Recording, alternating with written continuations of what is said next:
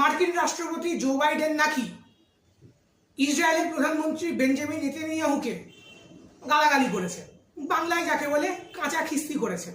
কি বলেছেন তিনি? যা বলেছেন তার যদি বাংলা অনুবাদ করা হয় তাহলে দাঁড়াবে খারাপ লোক বলেছেন বা বাজে লোক বলেছেন, এবং তার মাঝখানে একটা এফ ওয়ার্ড ঢুকিয়েছে। এবং এই খবরটা আজকে পুরো পৃথিবীর যে সমস্ত মিডিয়া আছে, মার্কিন মিডিয়া থেকে শুরু করে ভারতীয় মিডিয়া, সমস্ত মিডিয়াতে হই হই করে চলছে। তারা নাম প্রকাশে অনিচ্ছুক একজন হোয়াইট হাউস কর্মীর বরাত, আধিকারিকের বরাত দিয়ে যেটা বলে সেটা হচ্ছে যে প্রাইভেটলি অর্থাৎ ব্যক্তিগতভাবে জো বাইডেন নেতানিয়াহুকে এই কথাটা বলেছেন। যদিও জো বাইডেনের যিনি মুখপাত্র আছেন, সরকারি মুখপাত্র, সেই অ্যান্ড্রিউ বেটস বলেছেন যে মার্কিন যুক্তরাষ্ট্র এবং ইসরায়েলের সম্পর্কটা অনেক